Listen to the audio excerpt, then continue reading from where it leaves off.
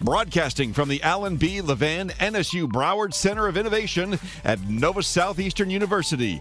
Welcome to Sunshine Startups Live, featuring rockstar entrepreneurs, bright ideas, and experts on the startup ecosystem.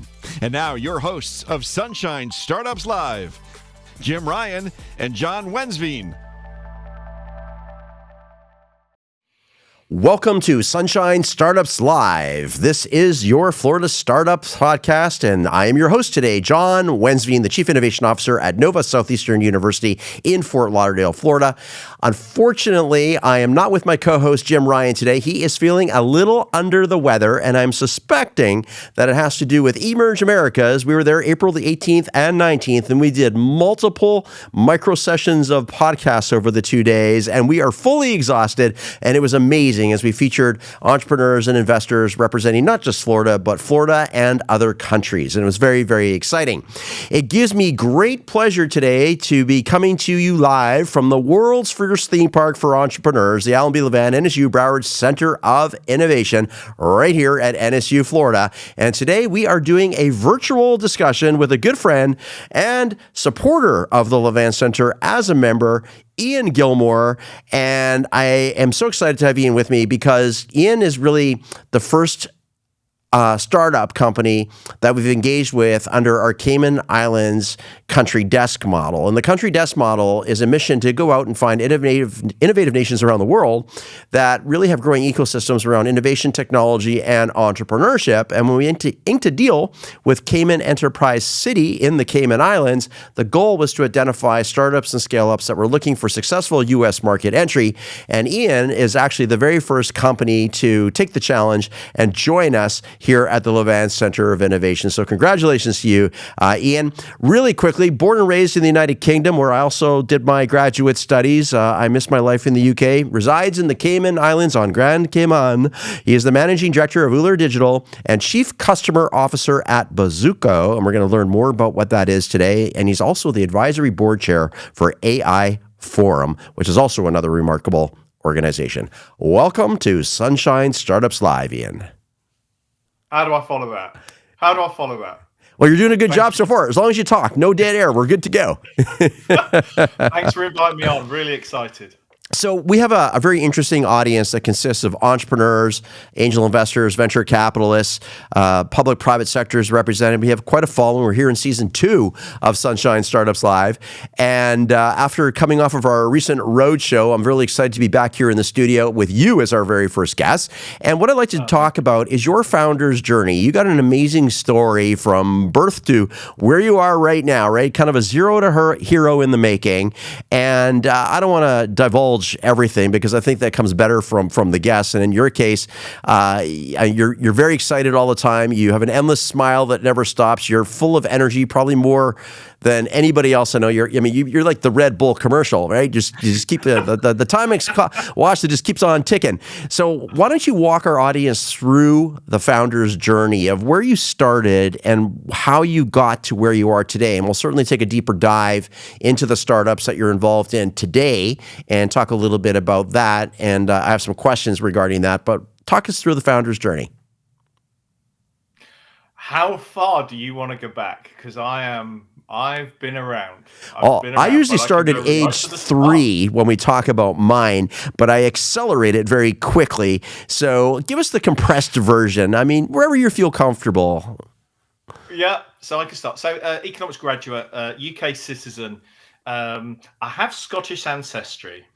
How do you? Doesn't sound like it with my language, which will come through later in the conversation about. Do you sound like Robbie Burns Day? Well, this is the thing I said in a recent post. I'm Scottish blood, but an English accent. So I'm a crazy mixed up kid. But my grandfather was born in the Gorbals on my father's side. My maternal grandparents are from the Highlands. But I was born and grew up in the Midlands of the United Kingdom, hence the accent. So apologies to my ancestors. But anyway, so I studied in economics, and I had this sliding doors moment. I could go into corporate finance, or I could go into global markets. I ended up in global markets, working for banks for a good few years, and then I ended up moving across into consultancy, moved out to the Middle East, did that for 10 years. And then I've always wanted to run different startups and operations. I've dabbled quite a lot. But when I moved to the Cayman Islands, I went in both feet. Euler Digital was incorporated with some initial capital from investors back in 2019. And here we are today. It's been quite a journey. So I've been an employee, and I've been a management consultant, and I'm now a penniless startup entrepreneur. So you bring up a really important piece about entrepreneurship, right? It's about a lot of sacrifices, and I know that you've made a lot of sacrifices personally and professionally throughout your founder's journey. So let's talk about where you are in the journey right now. I know that you are in the process of launching a startup tech company, Bazuko. Why don't you tell our audience a little bit more about what that is and how it came to be? Yeah, so we bought a company. One of the first things we did in Euler Digital was we raised some money, and we actually bought a company called AI Forum, which is a UK market research company. Mm-hmm. Really interesting story behind that if we get time. And as we were starting to take over the company and starting to work on how our go-to-market would work, etc., generative AI started to rear its head. And as a company that specializes in market research in artificial intelligence, it was kind of like, that was our bread and butter. And we were writing about it and doing videos and having a really good time over it. But what we found was that the appetite for a static 30, 40-page report with lots of graphs and lots of really clever analysis, the market was kind of dissipating. And people were starting to say, well, can't we have something that's a bit more interactive? We're like, yeah. So I started to research the different technologies that were available back in 2022 and into 2023. And I actually found that there was this technique called closed domain, which was a much more narrow, very, if you like, focused approach to doing what was called question-answer, adaptable question-answer. And I got really into this, started talking to some of the people who'd done this in the academic research. And then we then kind of pivoted into an understanding of what actually, if we kind of zoomed out a little bit and thought, right, okay, this is for AI Forum, this is great. But what about as a sort of mass market opportunity? And that's when we started to understand some of the severe limitations with large language models.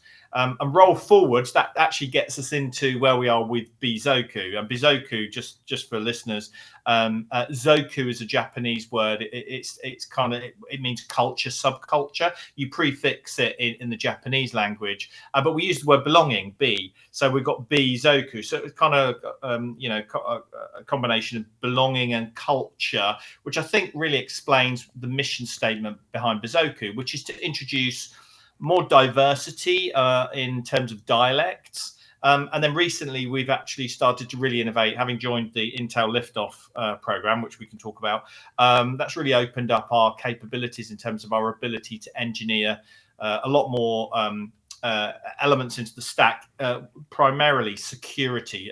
We're looking at end-to-end encryption. So in summary, we've kind of innovated out of a need rather than just for its own purpose. And I'm pretty excited about it. We're getting really good traction with customers, and it's really exciting. We'll be launching our first model in Haitian Creole, which is already supported in quite a few language models, but we're taking it into state of the art so that it'll actually be 10-20% better. It'll be used in some interesting use cases, and from that, using that experience, will then scale it up into lots of other different languages. There's so many different people getting in touch with us now about the kind of languages they want us to cover. There is no limit to the number of things we're going to have to engineer over the next couple of years. But just to summarize, it's really focused around dialects and about how these models should be able to communicate, because language is the killer app of our species, and therefore we want to make sure that actually, ironically, large language models only work really in a couple of languages. We want to make sure that it works in many more of those languages. So I know when we first started talking, you really captured my interest about how you take different cultures and you take the different languages that they speak and mesh them together so that there's 100% understanding in terms of the information that's being communicated and how it's delivered, how it's accepted, so that we can glue the world together around culture and ethics and values, etc. And something that I found really interesting is there's a lot of chat about large language models in the technology world, and you're working on a platform that's a small language model. Can you explain a little bit more about what the differences are and why it's so important to be focused on the small language model? Yeah, I think that goes to the crux of where I think the industry is right now. Is that if you think about the large language models are getting larger, bigger, and they're consuming huge amounts of compute resource. It costs a top LLM $100 million to create a new foundation model. That's just in compute. So that is, whether it's on cloud or some sort of a proprietary stack, they're burning through the night for many months in terms of crunching through what are effectively trillions of parameters that they've scraped from the World Wide Web and different data repositories. And they have to clean that up. There's a lot of engineering. There's a thing called red teaming. It's a complicated process, and at the end of it, you end up with a model that hallucinates and it has bias and it exhibits all sorts of weird behaviors. So it's not ready for prime time. In fact, Gary Marcus was writing recently about the LLMs that currently exhibit dialect prejudice are so horrendous because they're not overtly racist, but they've kind of hidden the bias within these models. So it's not overt anymore; it's covert, and those biases are so severe that actually even raised a petition to have these things shut down. It's one of those sort of like hidden aspects of these technologies that the large players don't want to talk about. So the small language model ecosystem is designed to focus on a specific, if you like, slice of information. So what we've done is we've thought, right, we're going to just focus on language. Yeah, we're just going to work on a dialect. And our models they cost $100 to effectively process the information and get through the training. So that's $100 versus $100 million. Yeah. So it's a significant cost saving. It's also environmentally a lot more friendly as well. No computer technology is sustainable, but it's far less impactful, up to 5,000 times less polluting. And what you get at the end of this is then the opportunity to use this smaller model to do something precise. So it could be to talk about. I'll give you a silly example. You could train a language model in Klingon. Yeah, if you're a Trekkie, you could do a Klingon language model, right? If you get the data corpus together, and then you could start putting you could do role playing in Klingon, all sorts of crazy stuff. More relevantly to us, we're looking at Haitian Creole. We'll be working in different Hispanic dialects. We're talking to some pro-democracy movements out in Asia, being able to help them in different languages. We're actually looking at Bangla, which is there's 200 million speakers of Bangla or different derivatives thereof. But there's actually quite a lot of room for improvement in that. So, there's lots of different ways for us to focus on the language side, but there's other organizations out there focused on a slither of information for their small language models. So they might be in financial services, they might be in education, they might be in healthcare, where they just do one particular thing and do it really, really well. And what the benefit of that is that you have effectively got control over the data. And one of the big things that I think I want to bring through in this interaction with the listeners is the fact that this technology is great, but it's only as good as the data you put into it. So it's no different to any other technology. If you've got good data, you get a good outcome. If you've got poor data, you don't get a great outcome. So I think for smaller organizations and for particular use cases, going smaller means that you can work on data quality and get a better output rather than trying to boil the ocean and have all these massive models that, are pretty good at getting the answer most of the time, but you can't rely on them. They're kind of at they're at a very early stage, and the trust and the ability to actually rely on these sources of information isn't there. Whereas with smaller models, you can get there, you can get to higher levels of accuracy and lower levels of hallucination much quicker. So that in a very long-winded way, apologies, is why small is better than large. I think the smaller models will start to break through over the next 12, 18 months. And I don't think the large language models as they currently exist, as they're currently trained, will exist in the future. They're too expensive. They're too error prone. I think the problem is that the business model for those LLMs is also quite difficult to get your head around. So, I think smaller is going to be the way forward in the immediate term. So smaller is bigger, is what I'm hearing at the end of the day, in terms of impact. Well, I think our strapline is better, not bigger. That's okay. I like that a lot. So now that you've laid the foundation of what it is that you're building, what is the ideal client at the end of the day? Who is this being marketed toward? So that's a great question. As you know, we're very active in South Florida because it's such a diverse, culturally, it's one of the most diverse places on planet Earth. So we're working with not-for-profits. We're talking to quite a few not-for-profits. We're also starting to engage with other organizations, law firms. Weirdly enough, I think it's early days with the law firms because they're still kind of trying to work out whether they go with the big incumbents or whether they go down the smaller language route. But the legal use cases are really interesting. And then there's also sort of non-governmental and supranational type organizations starting to talk to us. We've got a really interesting bid we put into the EU last week as a partner with a company who's doing pro-democracy work in Asia. Really, it's any organization that would like to experiment, ideate with us, and the back end of it, we'll give them a language model, which they're free to take onto another platform or run on our platform. Anybody who's really interested in, fundamentally understanding how to really operationalize their data. That's the key thing. If you've got data that you want to use, but you're unsure how to use it with these new technologies, with a perfect organization to work with, because that's what we're trying to do is take data and operationalize it in this new technology. As I said, very, very focused around smaller rather than bigger.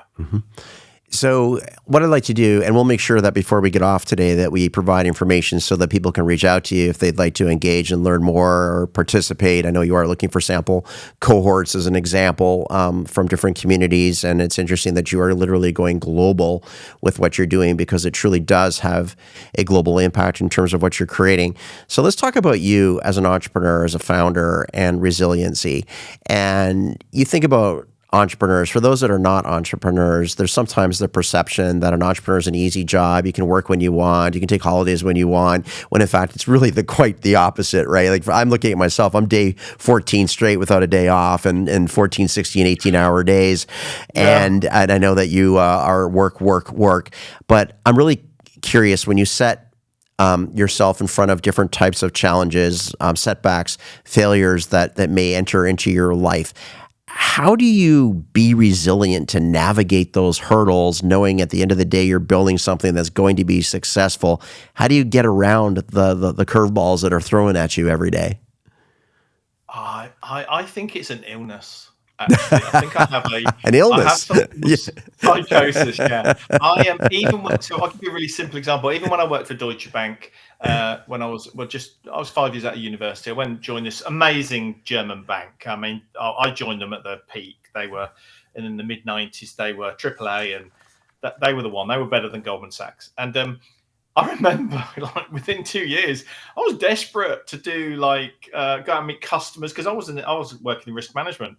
So the head of foreign exchange sales said to me, "Can you come out with me and meet some of our customers?" Which at the time back then, if I remember correctly, were British Aerospace, Shell, was a few other treasury operations, and I had to go in and explain what we did as a bank for risk management to help them understand what they could use some of those tools for their risk management. Because these Shell, BP, these kind of companies are big oil traders. So so I used to go out with these guys, and I learned something really interesting when I was doing it. The Deutsche Bank sales guys used to turn up in VW Golfs, and I said, "Why have you just left the Ferrari down?" Because they were all they're making lots of money. He said, I don't turn up in a big car like that because they think I'm ripping them off. So I turn up in the Golf. It's a German car. It's a great car. But if I see the Ferrari, they think I'm making tons of money. And I really learned something from that. And I just got the bug back then thinking, I really like talking to customers and all of the sort of, all of these little tricks of the trade. So I ended up becoming a management consultant, which was great. And I worked for IBM. I worked for PwC out in the Middle East, which was a story. There's not enough time to go through all of those stories. But what I learned was that you need, you have to work hard. You have to long hours when you're a management consultant, especially when I was senior and I was in business development. And then when I transfer those skills into what I'm doing today, what you realize is that you can't just take a time out, right? That things don't magically get done, right? If I've got to get through a certain amount of work, I've got to get through it, right? Because when you're a small company, you really are hand to mouth, right? Whatever we raised or whatever we earned, we spent it on product development and sales and marketing. When it's gone, you have to fill it up again. And it's not like there's this never-ending sort of river of money coming in. So you can't just stand still and think, I'm going to take a couple of weeks off now. I'm going to go off and, enjoy myself. I literally, all I do is literally try and think about new ways for us to either raise money, sell stuff, build stuff. That's all we do day in, day out. And it's exhausting. I would say it's rewarding, but I'm not sure I feel that at the moment because you kind of like the glory bit is literally you get a dopamine hit for about a minute, 2 minutes, and then you're back into the next problem you've got to solve or the next challenge. So it really is. It's not even a roller coaster. It's just a. I remember watching some videos about SEAL team training, and the SEAL team guys were saying like. People would go, right, we've got to do 100 chin-ups. They go, how do I do 100 chin-ups? You go, you do one. And then you do a one. And then hopefully you'll be able to do two. And you build. And you don't expect these big quantum leaps. It's a grind. And that really stuck with me. And I think being an entrepreneur is a grind. You get up every day, you work your butt off, you go to bed, and you do it again. Mm-hmm. And that's it. That's the only secret is. And if you're not willing to do that, you're in the wrong job. Yeah, you're absolutely right, and it takes a special DNA, right, to be able to do this. And some are born with it, some can be taught to do it, others are just not meant for that journey. So, briefly, in the last 10 minutes or so that we have, you did mention at the top of the acceptance into the Intel Liftoff program, which is exciting because I believe you're one of 200 companies that are in that program. And correct me if I'm wrong, but talk to us about what the Intel Liftoff program is and what it's going to do to support your business. It's a game changer. So we are, the hairs on my back of my neck have gone up because to get that kind of recognition and to be involved with some unbelievable organizations. I mean, there is one organization that I won't mention their name, but their Series A was like, it was an absolutely huge round, absolutely huge. And then there's organizations like us that are still in the foothills of where we're going, and being able to just be able to sort of say, hi, how are you going? And chat to companies that are worth on paper like $500 million. It's just like, it's incredible. And then working with Intel, they basically say, right, what can we do to help you? And you're like, really? Anything? They say, yeah, you've got the compute, you can train your models, go for it. That's not a problem anymore, guys. By the way, they don't take any equity, none. It's incredible. But what they do is they say, right, what can we do to help you to be successful? And we're like, well, could you help us to look at some of our use cases and some of our engineering? So they get some of the top engineers around the world to come and sit with us and on a call and say, what are you doing? We say, we're using this. And they go, no, you don't want to use this. You want it. And we're like, oh, brilliant. Thank you. They do that. And then they say, what do you want us to do in terms of taking your product to market? We go, I would love to go to these conferences. They say, if we've got to stand at this conference, let us know where you want to be there and be on the stand with us, right? I mean, we were talking about, I think there's going to be one in Miami this year or next year. I can't remember. And I said, I've got to be in the Miami one, right? That's my home market. So, and this is what Intel do for us is they literally, I'm on a Slack channel with 200 companies, all in the Intel Liftoff program. And they just say, what do you want? I mean, it's like, it doesn't happen in normal life. So that has been absolutely huge for us.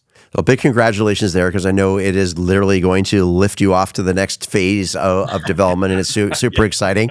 Now, let's talk briefly about the Levant Center relationship. So here you are in the Cayman Islands. You find out about this country desk model that exists with Cayman Enterprise City, which are the special economic zones on Grand Cayman, and you have a presence there that's your home, and you wanted to be in the U.S. for a number of reasons. You found out about our relationship, and now the Levant Center is also home for you. What is that? What does that look like? What's the purpose of it? What's it doing for you?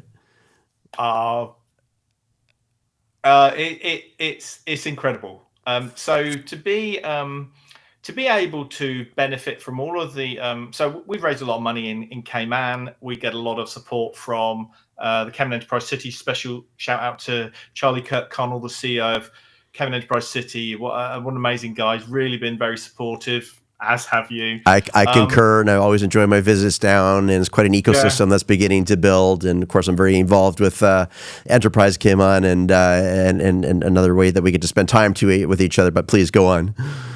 Yeah, so we have this fantastic support structure here, and particularly around capital and around a lot of advice and support. But then being able to then get on a plane in an hour, land, go to the Levant Center in Davie, in Fort Lauderdale, go meet all of the incredible organizations that you've attracted, some of the best facilities I've ever seen in the world. I've been in, as a management consultant, I went all over the world with PwC, and I lived in the region, and I've seen all the different all the different offshore centers around the world. I've got to say, I've never seen anything like it in the Levant Center. Being able to touch, stuff that's been up in space, that's pretty cool.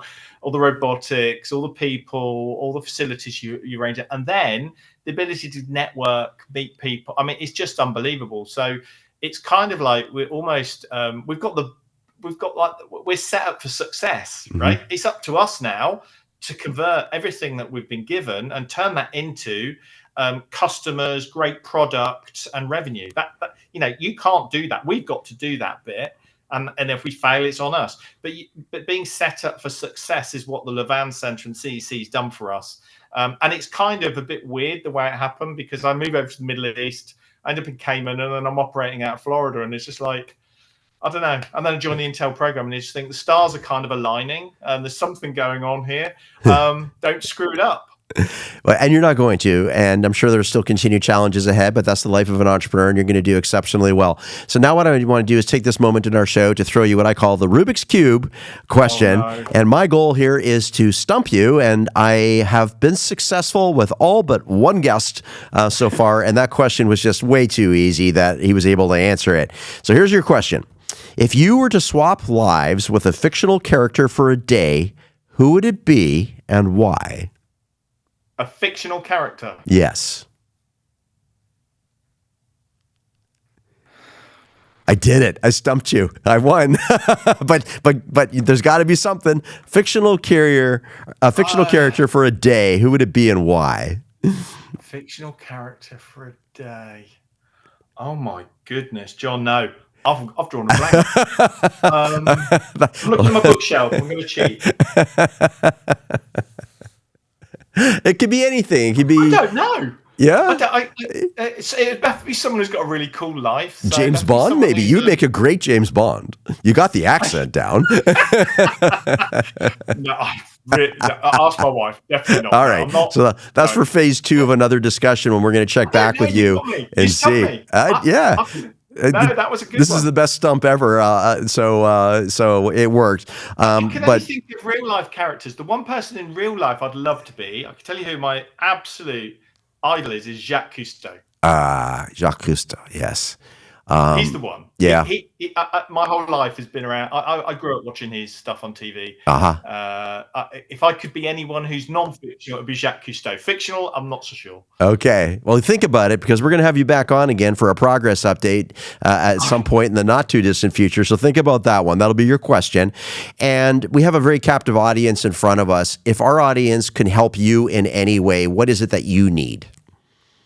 So we obviously we're always raising money. So great to talk to high net worth angels, investors. We're in pre-seed with Bazoku. We've got active fundraising with some of our other businesses. I think we've got some great opportunities to reward our investors. I've already got 40 investors already. So a few more wouldn't be a problem.